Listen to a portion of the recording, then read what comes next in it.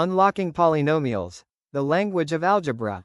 Today, we are going to explore one of the most important concepts in algebra, polynomials. Polynomials help us describe patterns, solve equations, model real-world situations, and form the foundation for higher mathematics. In this lesson, we'll learn what polynomials are, how they are classified, how to perform operations on them, and how their zeros relate to their coefficients. Let's begin. What is a polynomial? A polynomial is an algebraic expression made up of constants, variables, and non-negative integer exponents. The terms are connected only by addition, subtraction, or multiplication. A polynomial may contain just one term, such as 7x squared.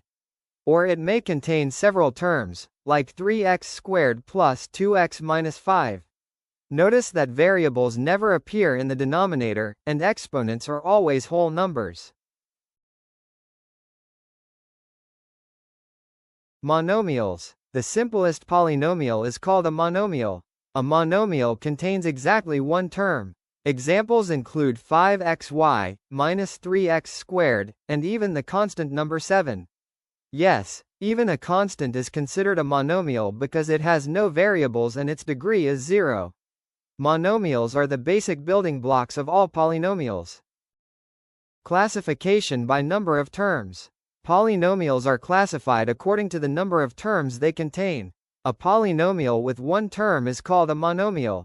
With two terms, it is called a binomial. With three terms, it is called a trinomial.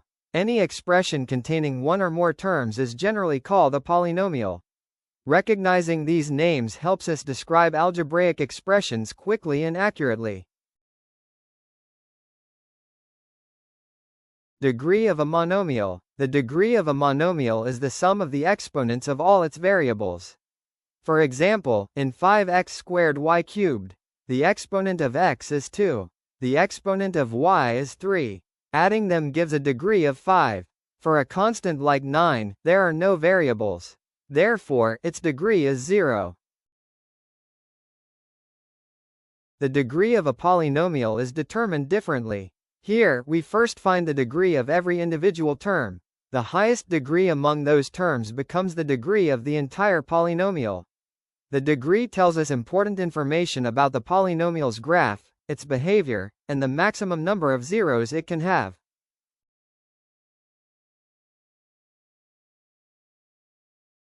Special degree names. Polynomials are also named according to their degree. A degree 0 polynomial is called a constant. Degree 1 is called linear.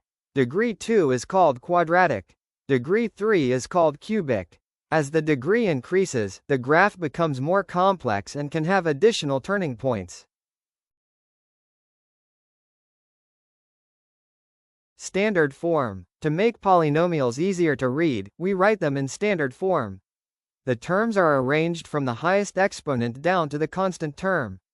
For example, minus 2x plus 5 plus 4x cubed plus x squared becomes 4x cubed plus x squared minus 2x plus 5. The first term contains the leading coefficient. In this example, the leading coefficient is 4. Operations on polynomials. Polynomials can be added, subtracted, and multiplied. When adding or subtracting, combine only like terms. Like terms have exactly the same variables raised to the same powers. When multiplying polynomials, use the distributive property.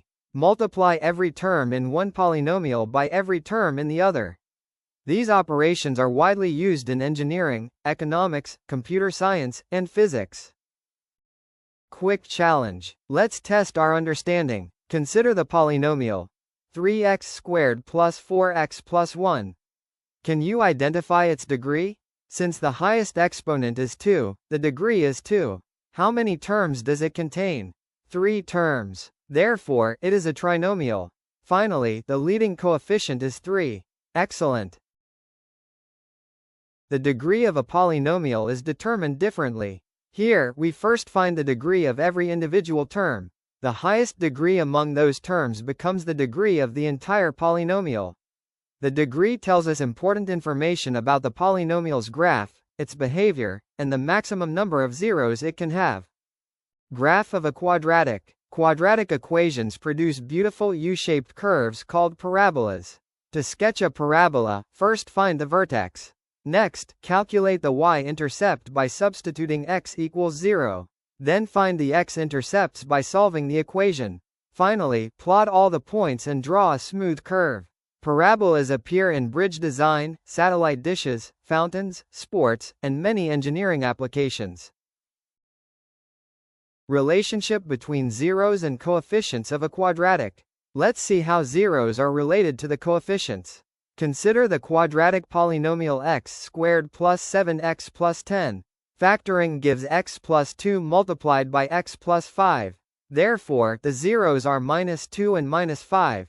The sum of the zeros equals minus 7. Notice that this equals negative b divided by a. The product of the zeros equals 10, which equals c divided by a. These relationships always hold true for quadratic polynomials.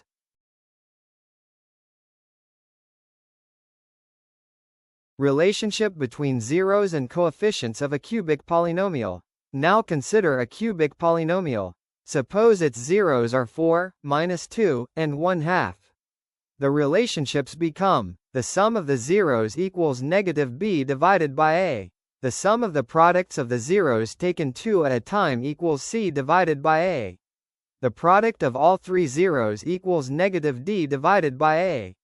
These elegant formulas connect the roots directly to the coefficients without solving the equation again. They are extremely useful in algebra and higher mathematics. Let's summarize today's lesson. We learned what polynomials are and how they are formed. We classified them by the number of terms and by their degree. We understood standard form and the leading coefficient. We studied operations on polynomials.